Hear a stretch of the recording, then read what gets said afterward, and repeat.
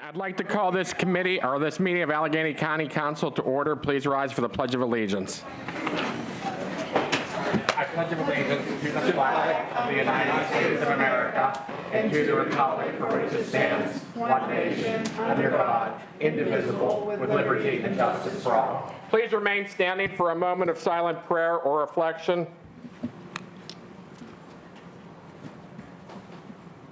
Thank you. Please be seated. Jared, please take roll. Mr. Petkowski. Here. Mr. Bonarotti. Here. Mr. DeMarco. Here. Coming. Ms. Filiaggi. Here. Mr. Fatulis. Here. Mr. Grisbeck. Here. Ms. Hallam. Here. Mr. Klein.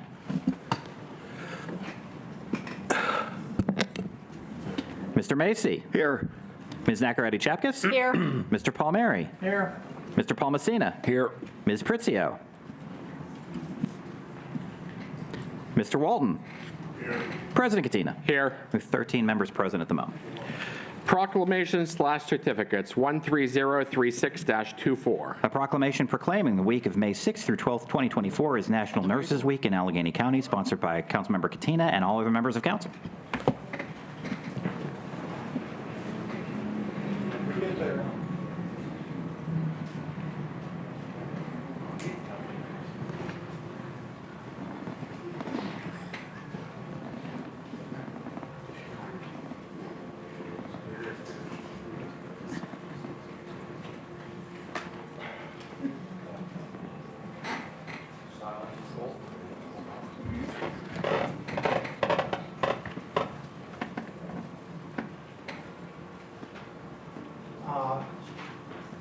Would you all come up, please?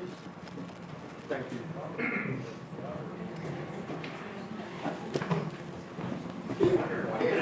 I know. Invite the nurse.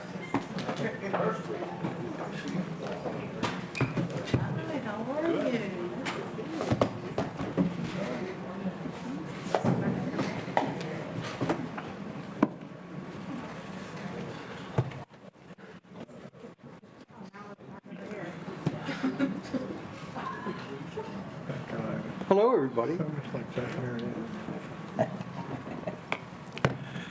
Well, I'm doing this on behalf of council. Our President Katina brought this to our attention, and we thought this would be appropriate.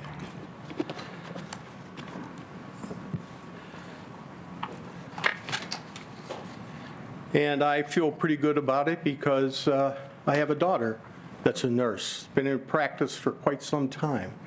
And I have a granddaughter studying to be a nurse. Isn't that right? That is correct. At one of our facilities. There you go. She started there as a volunteer, however. She's moving right up. And we're thankful for her. Okay, good evening, everybody, council, and our attendees here. Whereas in 1982, President Ronald Reagan signed a proclamation declaring May 6th through the 12th as National Nurses Week, which coincides with Florence Nightingale's birthday, the founder of modern nursing. And whereas the Commonwealth of Pennsylvania has over 149,000 registered nurses, making nursing the largest licensed healthcare profession throughout our Commonwealth. Allegheny County also has a high level of registered nurses due to our large healthcare providers in the area. Whereas nurses are the leading advocates of overall public health and are responsible for fulfilling the most challenging responsibilities and roles within the healthcare system. They represent the largest component of the healthcare community of today.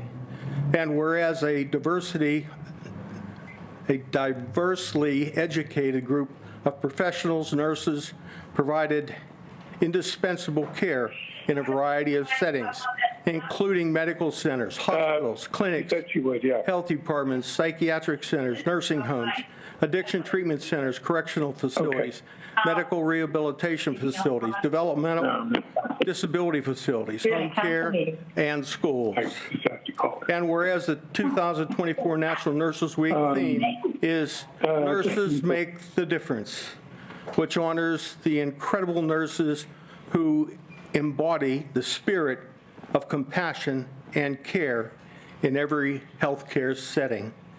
And whereas recognition is given to acknowledging nurses' experiences and dedications, as well as to encourage others to enter the worthy profession.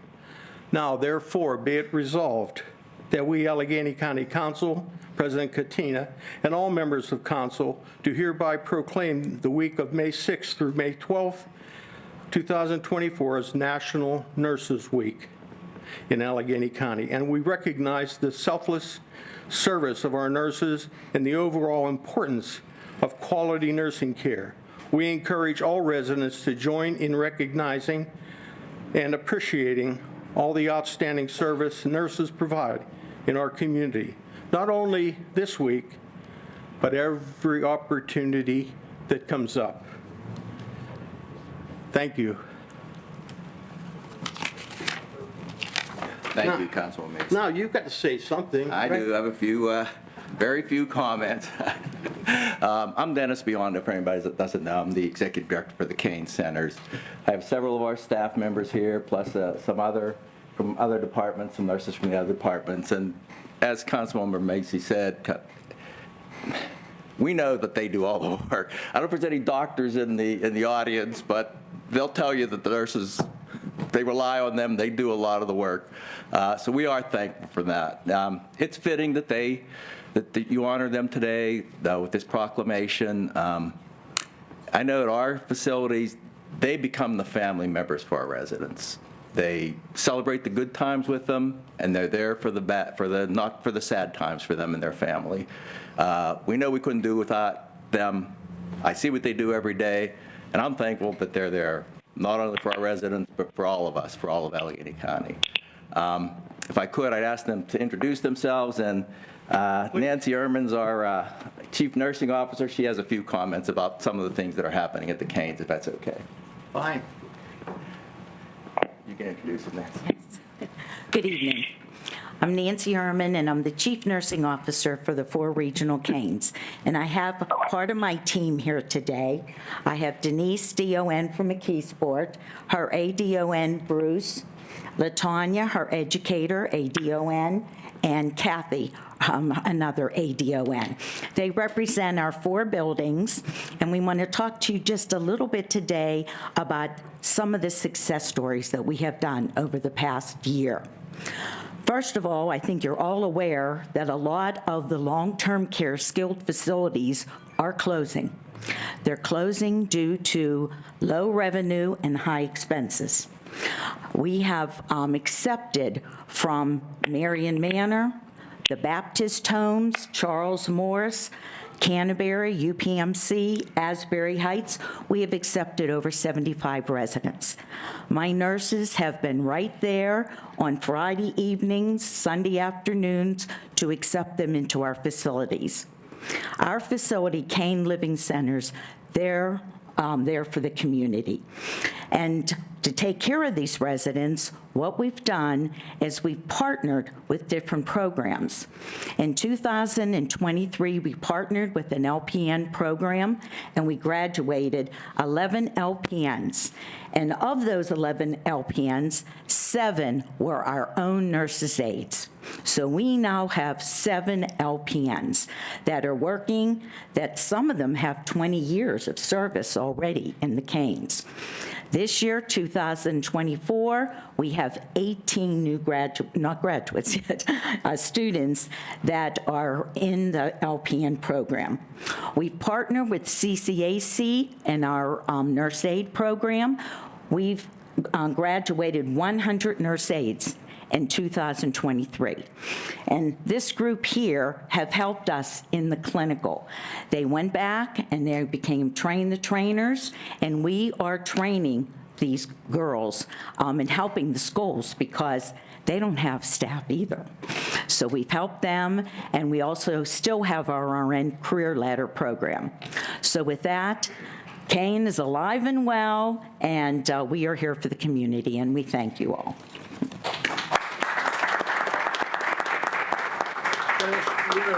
There's several from the jail here.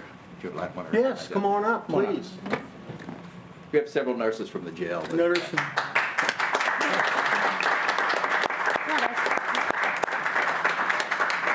Please tell them your name.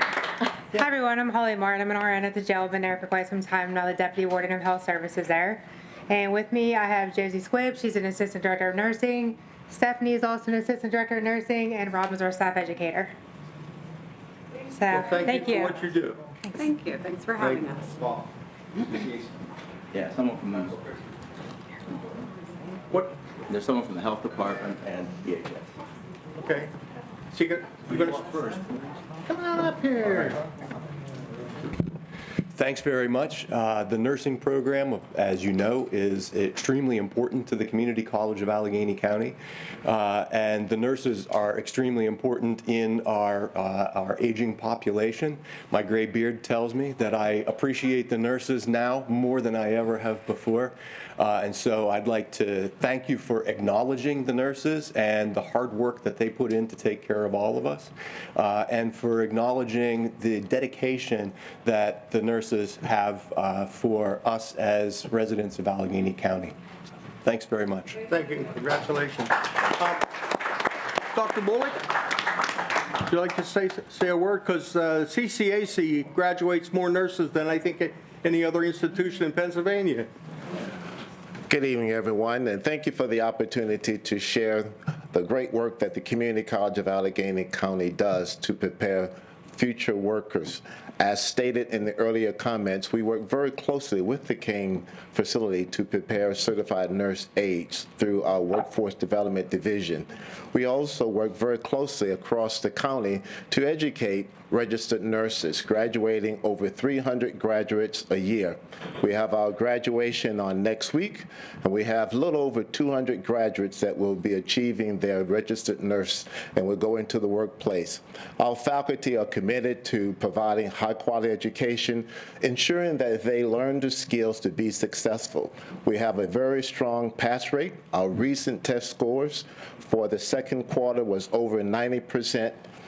90% pass, 94% pass rate, 126 took the test, 120 passed the exam, which is remarkable. So they're ready to go directly into the workplace, and we are committed to continue our work across our 4 campuses to ensure that we continue to produce quality registered nurses to serve our region. So thank you for the recognition, and thank you for the opportunity to comment. I had a few faux pas in my life and got in the hospital, and I'll never forget the one time I was in a hospital, and every time this one nurse came by, she had perfume. And that perfume, it just smelled really great, but I'll never forget that. Okay, we're going to take a We have picture. someone from DHS and the health department. I don't know if they have anything. Come on down. I just want to tell the story of the last 30 years of my life. I'm just kidding. About 30 years ago, though, I decided to go into the healthcare field. I thought for about 15 minutes about going to medical school, and then I went to nursing school and never looked back.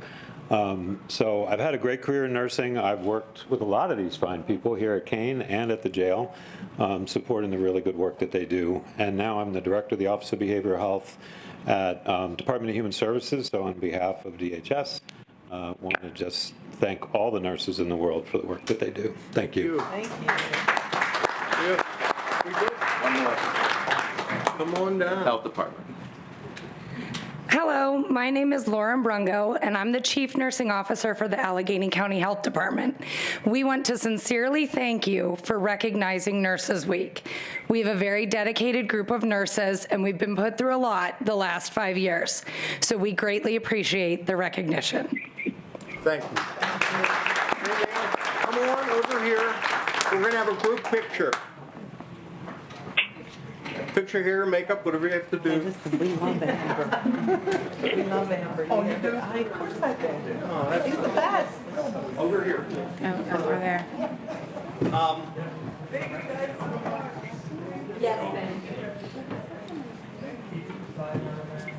the proclamations under the desk. Okay. And, I'll grab them on the way out. Yeah. There's something in there for you. That says Dr. Bullock. Yeah, I think so. Okay, come on.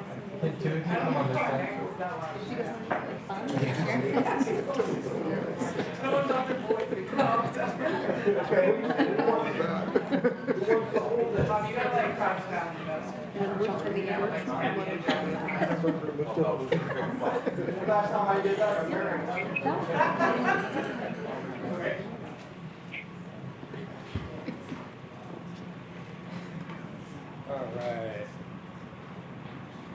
Okay, everybody, right here. Ready? 1, 2, 3.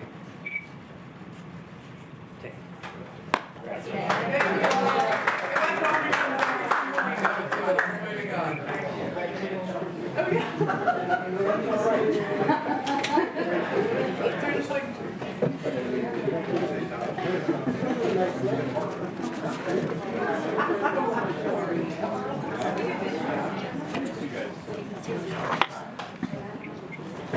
I think, Dennis, thank you. Thank you. even see you sitting here. Good to see you. See you next week. but it's all outlined right here. Yeah, we'll distribute them. That's some important business. Keep going, keep going. Thank you. Good to see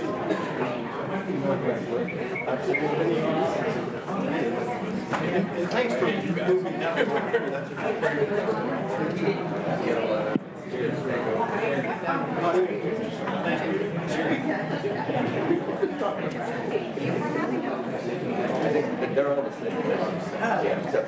Here. You get one? Doing the next one. I got a meeting up there.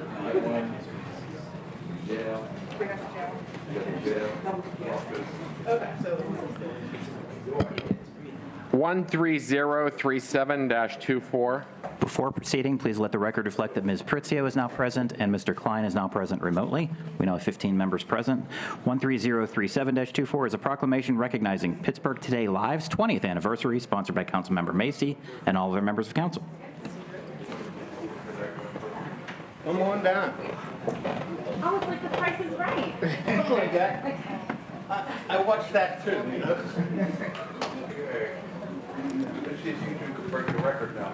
For shortest or? Oh, good. Okay. How long do you want us to go? Long time? Okay. Hey, you don't have to speak if you don't want to. David's been here twice in 1 year. Oh, yes. It's true. It's true. Well, what's interesting about this proclamation is that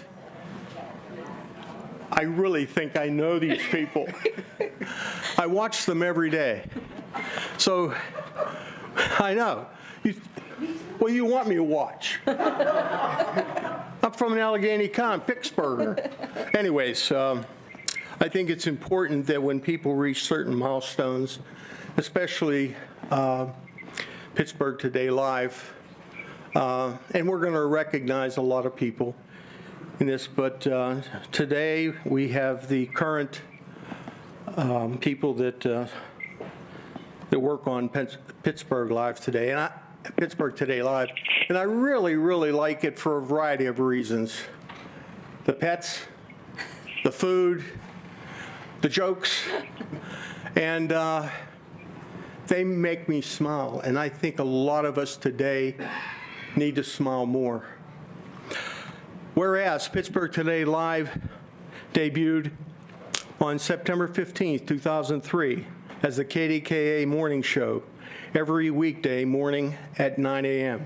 The show was rebranded as Pittsburgh Today Live on May 10th, 2004. And whereas Jennifer Ankoviak was the first host, along with weather from meteorologist Rebecca Hauer, PTL's first producer, Jill Neely, continued to produce the show for 17 years until her retirement in 2021. And whereas in May 2006, Jennifer left KDKA TV and Christine Sorensen took over the host of PTL. She hosted the show along with her co-host, John Burnett, until June 2017. And whereas Heather Abraham was then tapped to take over as host, and shortly thereafter, David Highfill was named co-host in 2019. And whereas other contributors over the years have included Dennis Bowman, Ron Smiley, Mickey Hood, Selena Pompiani Matheson, Daisy Jade, Katie O'Malley, and Boaz Frankel. Good old Boaz. Whereas behind the scenes, PTL is now produced by Teddy Stevenson, along with executive producer Krista Kelly and photographer Jeff Roop. And whereas PTL's 20th anniversary special was held on April 26, 2024 at the Point Park University Pittsburgh Playhouse in downtown Pittsburgh, the event featured the PTL cast, past personalities, special guests, and performances to celebrate the people, the places, and the community that made Pittsburgh Today live. Now, therefore, be it resolved that we, Allegheny County Council member Bob Macy, and all members of council, all those people up there, good people, upon this, recognize Pittsburgh Today live upon this momentous occasion of their 20th anniversary, and we wish PTL many more years of continued success. Wow, what an introduction. Ladies, You should come on every day and just say these things for us. Like, amp us up. I have to be invited. I can't show up. We want to thank you so much for recognizing Pittsburgh Today Live. We are just a very small part in a big puzzle that puts on something really special every single day. David and I were talking before we came here tonight, and I think that the real success of PTL started to grow during the pandemic because, as we saw when things were really bad, people did need a smile, they did need a laugh, and we have found that people find us to be like family, and we appreciate that so much. Yeah, it's really, it's very special and quite an honor to be honored like this, but also to know that you made a connection in the community. And, we know that we're informing people every day. We know that we're letting people know about like new places to try out and telling stories that hopefully engage with people. And then we have a lot of fun too, and we do a lot of eating. I mean, if you watch the show regularly, you know we do a lot of eating and some drinking. But it was during the pandemic that I think we realized we started hearing from people, you're my break. Like, you guys are really important to me. And what an honor that was to like feel like we were able to offer that in some small way, to help people get through something like that. And it really made us realize the sense of community and the link that we have. And that's something that's really, really special. And we're both honored about it. And Bob, we need to put you in a commercial. Oh, yeah. Do you have a meter? Do you have one of the rating box? Can we get you? Hey, I'll do anything, as long as it's the right thing to do. Thank you all very much for recognizing us tonight. Thank you. Okay, let's go on over here.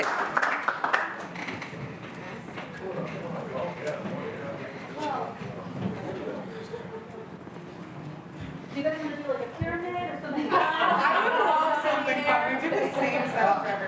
I've been wanting to say this. A rose between two floors.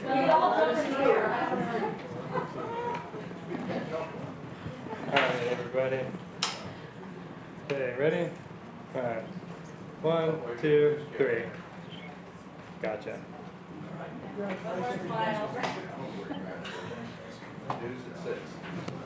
This is just video. You guys. All right.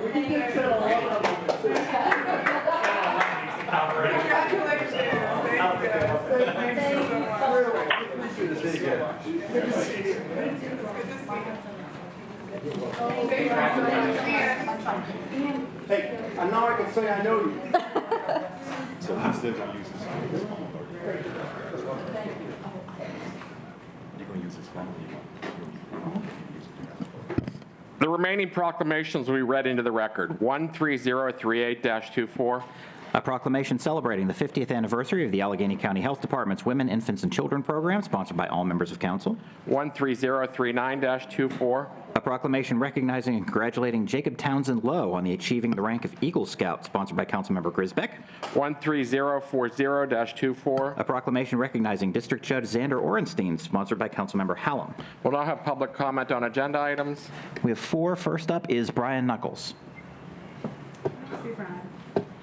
followed by Miracle Jones, followed by Katrina Ahrens, Nope. followed by Joshua Nygaard. Nope. That's it. Approval of minutes. 13041-24. Motion to approve the minutes of the April 9th, 2024 regular meeting of council. So moved. Motion has been made and seconded. Is there any discussion? Hearing no discussion, all those in favor signify by saying aye. Aye. Aye. All those opposed? Motion carries. Presentation of appointments. The appointments being presented this evening are being referred to the Committee on Appointment Review. I'd like the clerk to read them all at this time. 13029-24, approving the appointment of Robert Paul Messina to the Sports and Exhibition Authority of Pittsburgh and Allegheny County for a term effective through December 31st, 2029, sponsored by the Chief Executive. 13030-24, approving the appointment of Bridget J. Daly to the Regional Asset District Board for a term effective through December 31st, 2028, sponsored by the Chief Executive. 13031-24, approving the appointment of Kevin Jenkins to the Minority, Women, and Disadvantaged Business Enterprise Advisory Committee for a term effective through December 31st, 2028, sponsored by the Chief Executive. 13032-24, approving the appointment of Brian K. Oglesby to the Minority, Women, and Disadvantaged Enterprise Advisory Committee for a term effective through December 31st, 2028, sponsored by the Chief Executive.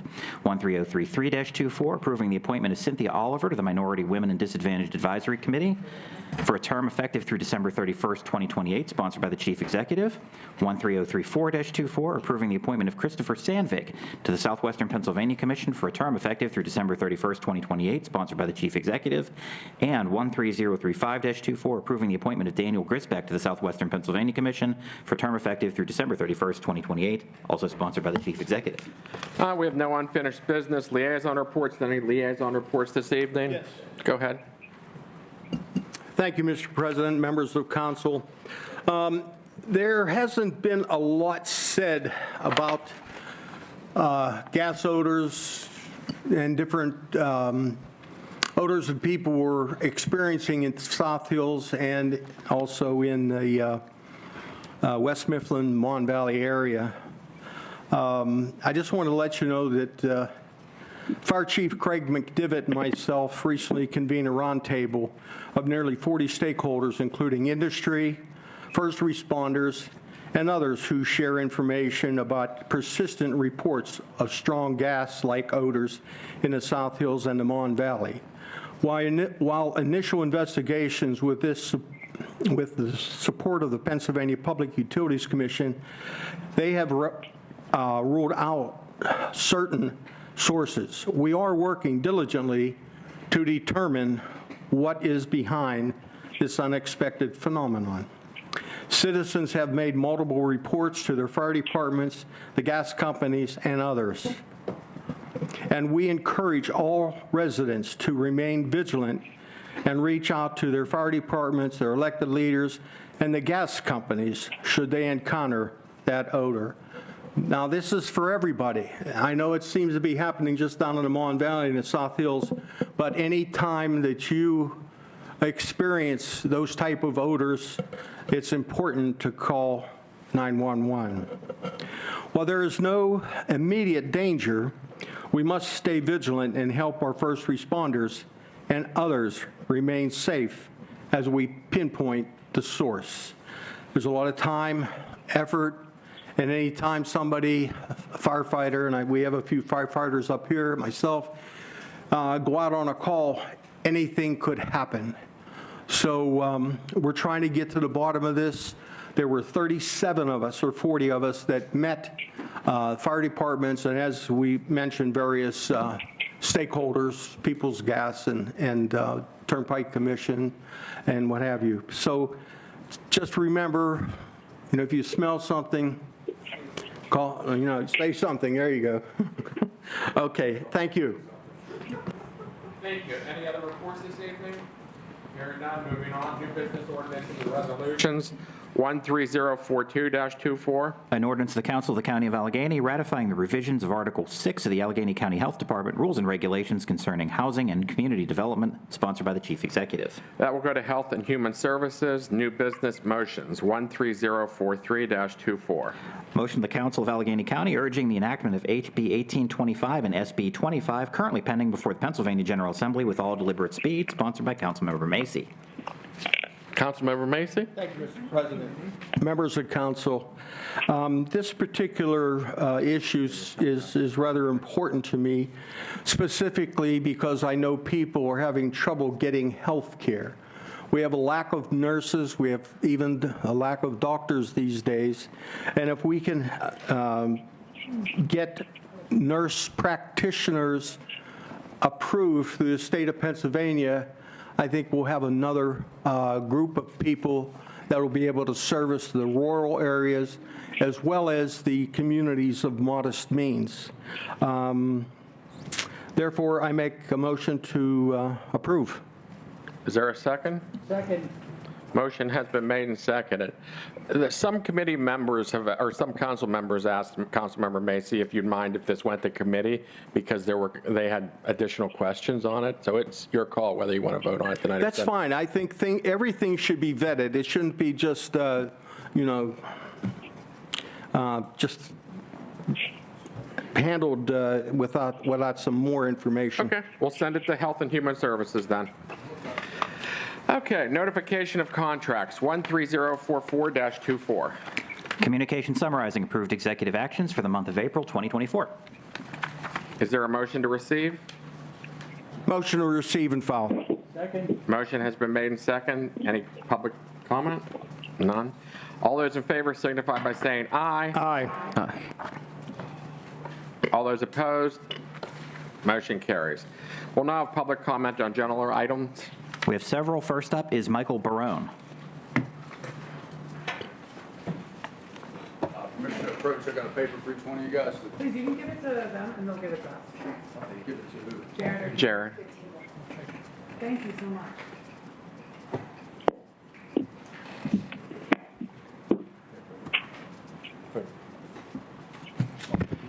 How you doing? My name is Michael Barone. I was a correctional officer for 15 years for Allegheny County. 3 minutes is not going to be enough time to cover this. I would like a meeting with you all. I've been trying to contact you. Spoke with Ken several times now about scheduling a phone call with you, Pat. I'm here today because I'm tired of waiting. 11 officers from the Allegheny County Jail, myself included, have been awaiting an outcome over our career for over 2 years. It's been since December 2021. As a recording secretary and steward for the ACPEIU for several years, I witnessed the county play hardball with individuals who have lost their jobs, making them wait an eternity for back pay or fighting appeals, even when a clear-cut case. But our case specifically causes me so much anxiety as it is unbelievable to me that we are still in this situation. Plenty of information was available at the time we were terminated that any reasonably informed person, as the county officials should have been, would have tell you that the shot was not doing as advertised. The fact that there was emergency access use should have prevented any type of mandate, especially at the time Fitzgerald mandated it. Yet the county followed through with it. Has no one ever heard of the Nuremberg Code? Apparently holding somebody's job and livelihood over their head is giving them consent. Some chose to get it, sure.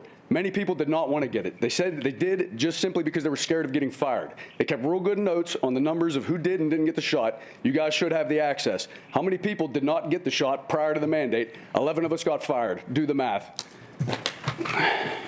Whatever happened to HIPAA?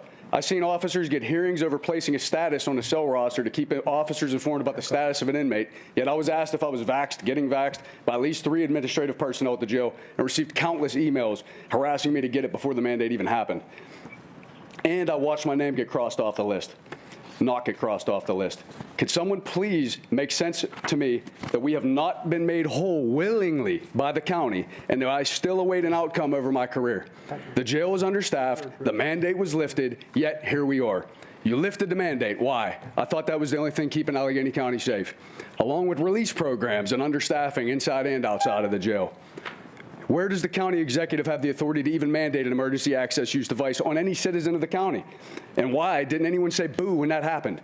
Make sense of that to me, please. Likewise, explain how the county executive and top staff got a huge raise, big raise from 2019 to 2022.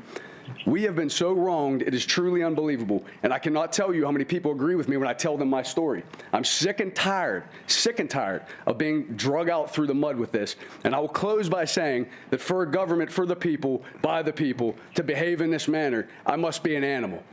Or our government is not serving the people.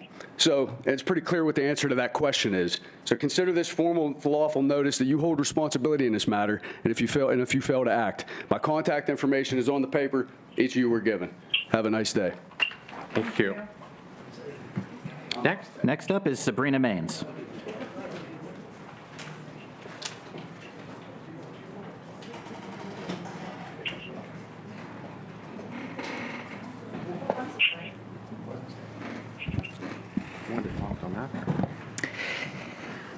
Thank you, Bethany, Dan, and Anita. You are moral leaders.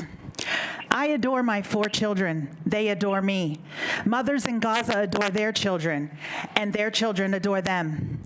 In fall 2019, my now 24-year-old daughter headed to George Mason University. In December 2019, I had to retrieve my daughter from a Maryland hospital. I was told she had a psychotic break diagnosed with schizophrenia. In 2022, she attended a program and after 8 months moved into her own apartment. Last week, 5 years later, she was able to start a part-time job. I never thought my family could live any greater tragedy. Now we witness the annihilation of our people. Gaza's children are my children. With Allah's mercy, my child had community support, health care, and rehabilitation. Her strength saved her, but also the advocacy, love, and support of her mother and grandmother. If we were not there, she may not have survived. Too many children in Gaza are without mothers. How will they survive illness? I ensure my daughter stays on track with care, daily living, and God forbid a relapse in her illness. I will be there. I've ensured her siblings will be there when I no longer can. Mothers orchestrate so much for their children. Gaza's motherless children have access to nothing as everything has been destroyed. Mothers also continue to lose children to 76 years of genocide and occupation. What compares to the pain of a mother watching their child take their last breath? 215 days the U.S. has made no meaningful effort to end this genocide. Empty words then sent billions to continue slaughter. Your no to ceasefire hasn't made this county safer. I emailed you about racial intimidation by pro-Israel genocide supporters at Pitt. Area mosques have been seriously threatened. You put the fears of some ahead of community members losing family to an ongoing genocide we pay for. You've emboldened racism. We may not have achieved a ceasefire resolution within this body, but we have exposed selective empathy, morality, humanity, and racial bias. We highlight to expect more in a leader. Community is freedom for all. It is the duty of the privileged to see marginalized communities and address needs long ignored due to colonialism. The media, puppet politicians, their donors, lobby groups are to blame for killing 100 people a day and killing or injuring a child every 10 minutes. Zionism is racism. Israel is not Jewish. Israel is a state, a Zionist state that conflates Judaism and asserts a racist genocide and apartheid. Support for Israel makes you a white supremacist. If you are black or brown, support for Israel bolsters white supremacy. I don't speak to appeal to the council's morals or humanity. Clearly, some of you value political power above human life. I speak for the voiceless in Palestine and appeal to those whom I still have hope for their humanity and encourage voting for moral leaders. I now see those against ceasefire as Viking barbarians. County allies are united and organized to divest from that immorality and Israel. Free, free Palestine. All eyes on Rafah. Next up is Zia Maines.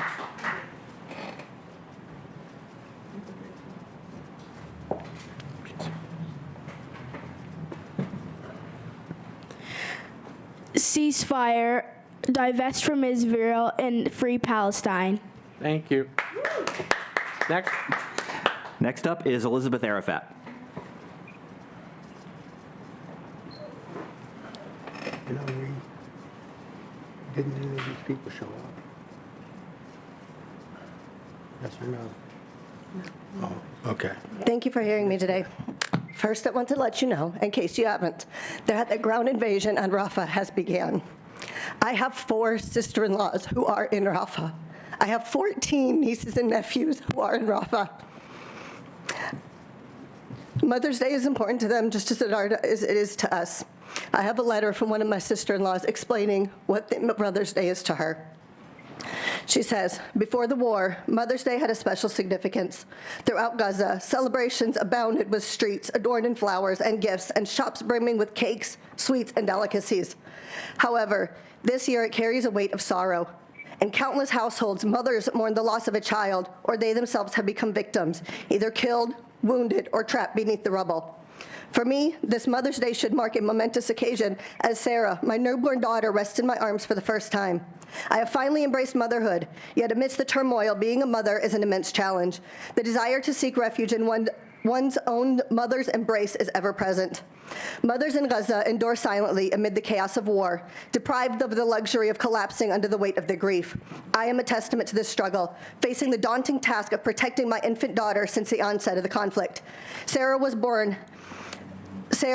merely 2 months and 20 days old when the war erupted on October 7th. Today, she's 10 months old. Imagine the terror a child of such a tender age feels when waking to the thunderous echoes of missiles and bombings, let alone her mother's anguish. These harrowing signs, the cacophony of warfare, missiles, shelling, gunfire, instill a constant fear, a sense of impending doom that lingers daily. Many times as I cradle Sarah, the bombings commence abruptly. Can you fathom the terror she feels and unwittingly absorbs as she nurses? Every hour, my thoughts are consumed by Sarah's safety. I never leave her side while she sleeps, holding her close, shielding her from harm. She has yet to sleep in the crib I lovingly prepared for her, for fear taints our room.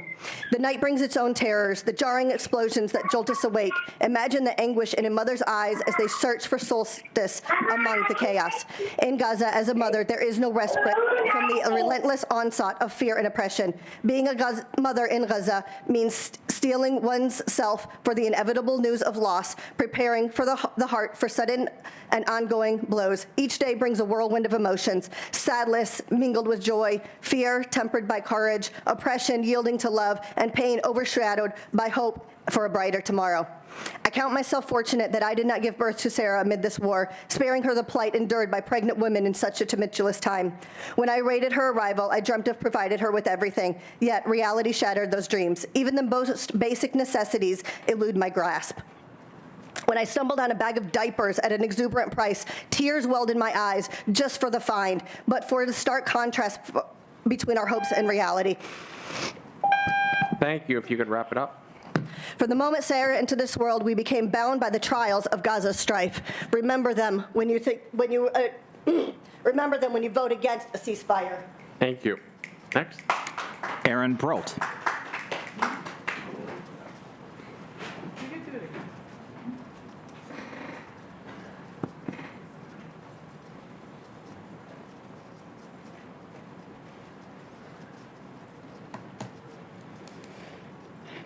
Good evening. My name is Erin Bro, and I'm a resident in Pittsburgh, represented on County Council by Paul Klein.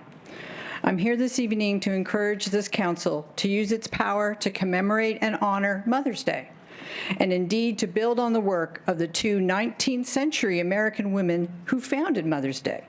This work is imperative, for today the world watches the daily killing and maiming of men, women, and their children in Gaza by Israeli offensive forces, seemingly without impunity. And as the ground invasion of Rafah began yesterday, the precious lives of Palestinian mothers, fathers, and babies displaced to Rafah are endangered further. I am a mother, and I'm a history teacher. I look to history to help inform my understanding and my actions. I discovered that Mother's Day was founded by Ann Jarvis in 1858 to promote sanitation in response to high infant mortality, and by Julia Ward Howe, an American abolitionist who made Mother's Day a call to protest the carnage of war some years later in 1870. How prophetic. Julia Ward Howe wrote a Mother's Day proclamation that calls out, "Arise then, women of this day, whether our baptism be of water or of tears. From the bosom of the devastated earth, a voice goes up with our own. It says, disarm, disarm.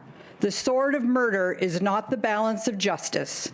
Blood does not wipe out dishonor, nor violence indicate possession. As men have often forsaken the plow and the anvil at the summons of war, let women now Leave all that may be left of home for a great and earnest day of council. Promote the alliance of the different nationalities, the amicable settlement of international questions, the great and general interests of peace. These words particularly resonate with me, for I was raised by a mother who encouraged my sister and I to be involved in social justice activism, and we in turn raised our children to be active. One of my earliest memories is participating in the United Farm Workers grape boycotts, writing to government officials demanding action on water and air pollution.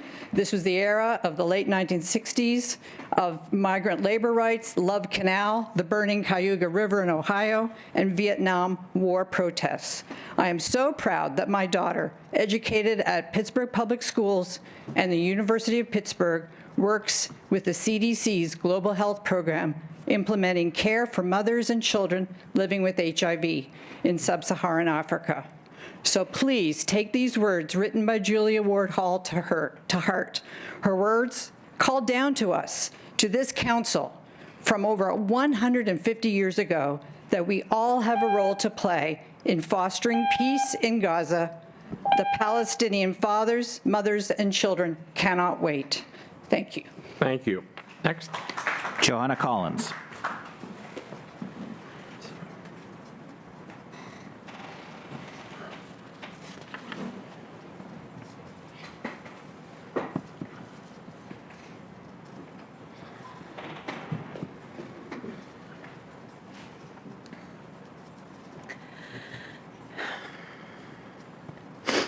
For many women, becoming a mother begins with the act of giving birth. I've been blessed to give birth to 5 children, and like some of you, or maybe your spouse or your partner, or even your own mother, 3 of my children arrived by cesarean section. Because these were planned surgeries, my cesarean scar is low and short. I don't feel it, and I'm barely aware of it. Now, I want to tell you about a Gazan mother whose story I've come to know recently. Her name is Nabila. Nabila became a mother to twin girls and a little boy. They were born by cesarean surgery. And like me, she hardly ever thought about the scar that marked the place on her body where she birthed these children into the world. But then Israel invaded Gaza in October, and Nabila's house and village was surrounded by the Israeli army. Her children were trapped inside their home. The Israeli Defense Forces bombed the house. Her 3 children were buried alive under the rubble. The soldiers would not allow her to go and look for them. Their bodies are still there, decomposing under the walls and ceilings and furniture and flooring that was once their shelter, the place where she held them, nursed them, read them stories, sang to them, and taught them how to live in the world. Nabila's 3 children are dead. The cesarean scar on her body now burns and stings daily. She says that the scar she once could ignore now aches with tremendous pain. That physical spot pulses with longing and seethes with unquenchable stabbing, piercing loss. Why do some of you ignore and turn away from those like Nabila who have suffered such loss? What do your children think of your actions in the face of such killing and destruction? My youngest child's middle name is Satya, from the Sanskrit word meaning truth. Satya, truth.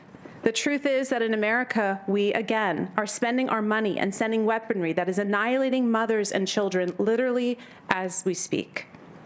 The truth is, America is profiting voraciously from an ethnic genocide and veering sharply from the ideals of democracy.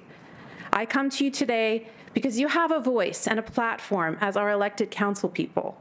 When you again have the opportunity to represent the people of our county by voting on a ceasefire resolution, you may tweak the wording, including your concern for all involved, your beliefs around anti-Semitism, and the right of people groups to exist.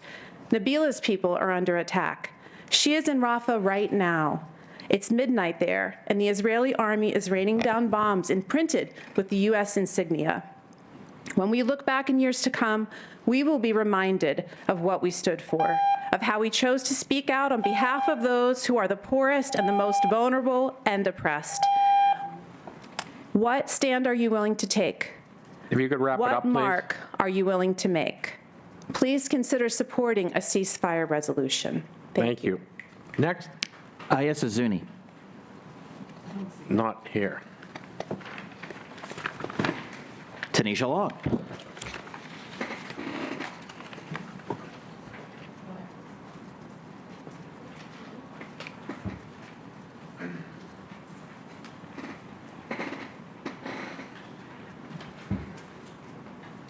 Those were really powerful words that were said before me. I did not come here to speak on that topic, but I do want to offer my support and continued solidarity with the Palestinian people and the commenters from Allegheny County who represent those wishing for a ceasefire. What I did come here today to say was that at the last meeting, when we were debating whether Councilman Macy deserved his position on the SPC board, comments were made by public commenters, opposing that. But the comments that really got to me came from this council. Councilman Filiagi, I see the book you have in front of you. I've seen that you've been at events talking about decarceration, talking about rehabilitative justice. But when you made your public comments, you chose to make a comment in which you juxtaposed Manny, a person who has been through the criminal legal system and only has a summary, against a racist and a xenophobe not receiving a position. That's not right. And if you truly believe in criminal justice reform, rehabilitative justice, or if you're still learning, that's not how you approach it. Because at no point should you throw the criminal history of a black man who spends and dedicates his life to the community and doing better against not rewarding a man who made xenophobic comments. It was deeply offensive. And if you are still learning, and this is an ongoing conversation, I'll have it. That's fine. But what you did that day made a lot of people in this county who have been through the criminal legal system feel like no matter what they do, it will not be good enough because you will always bring it up. And at no point was it appropriate for you to tell the whole entire public that Manny may not have been appointed if but not for your benevolence and your understanding and your changing of hearts. That's nobody's business. That was wrong. And you made that speech about second chances and how we deserve to forgive people for Bob Macy to go to WISA and double down on the comments he made. So as I said, apology is a changed behavior. And you can't see change at the beginning of a meeting and decide he's changed 45 minutes later. Because that same person you spent your time defending went and made you look like a fool by saying, I said it and I mean it. There are people who come into this country who may not have good intentions. So maybe next time learn from that rehabilitative justice, that transformative justice standpoint, and wait to see the change behavior. And don't ever, ever throw the criminal legal history of someone who beat all of his cases in their face as they try to do better and change this community. It's deeply disappointing, and you owe him an apology. I'm sorry. Thank you. Thank you. Next. Next up is Malcolm Williams. Not here. Carly Berube.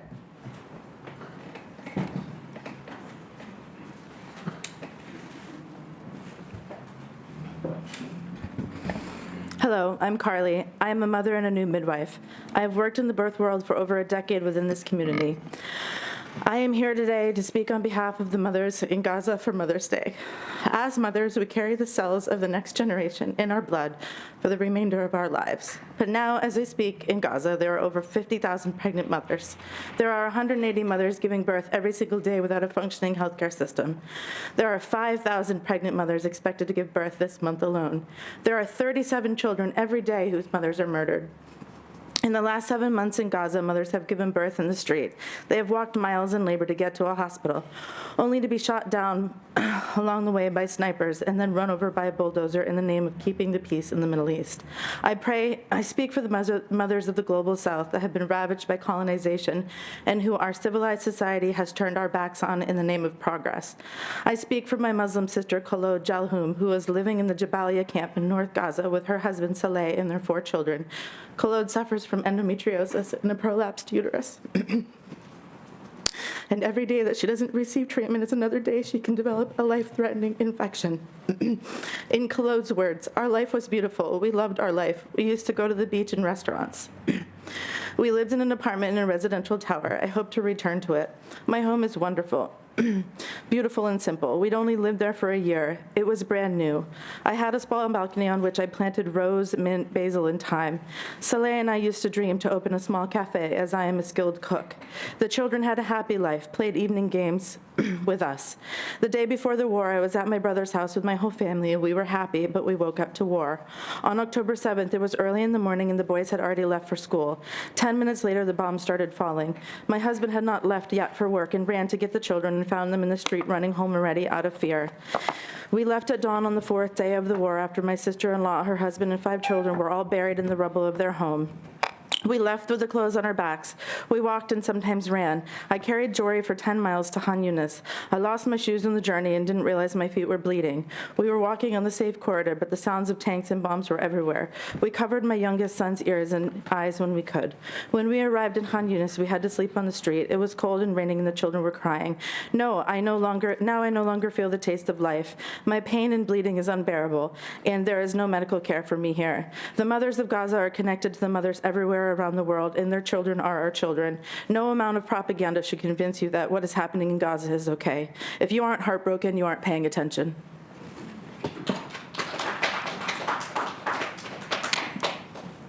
Next up is Mohammed Nasir.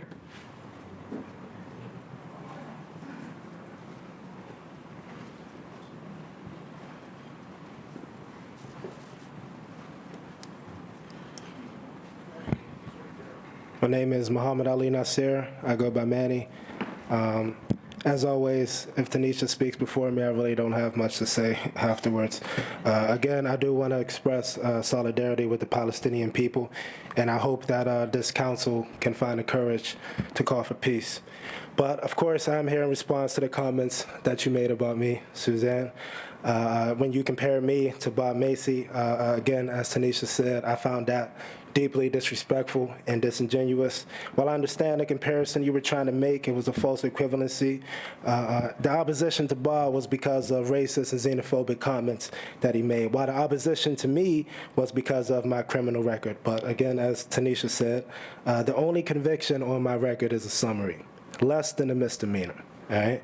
And it happened, believe it or not, in 2010. I served 6 months of probation, and I've been, off of that ever since. Since 2019, however, I've been serving my community tirelessly, day in and day out. Since the last council meeting, we served 238 of our unhoused neighbors. Since the last council meeting, we served 18 returning neighbors, offered them cash and resources. That's a total of 256 people that we gave food, clothes, drinks, shoes, underwear, Ubers, bus rides. If I listed everything that we did for these people, it would take up the full 3 minutes. And when I say we, of course, I mean me, I mean Corey, I mean Tanisha, and I mean the Honorable Bethany Hallam. All right. Since the last council meeting, all of the resources that we provided to the 256 people, thousands of dollars were spent in order to make sure that the resources that your constituents need, they get for free. And who foot the bill for that, the thousands of dollars? It was one hood, who Sam, and I'm sorry he's not here for me to say it to his face, who Sam likes to criticize on Twitter. All right. Thousands of dollars spent, hundreds of people served, your constituents. Speaking of constituents, DeWitt, we see your constituents often, quite often. They like me, they love Bethany, and they do not know who you are, unfortunately. There is no comparison between her and anyone else on that council. There is no comparison between me and Bob Macy.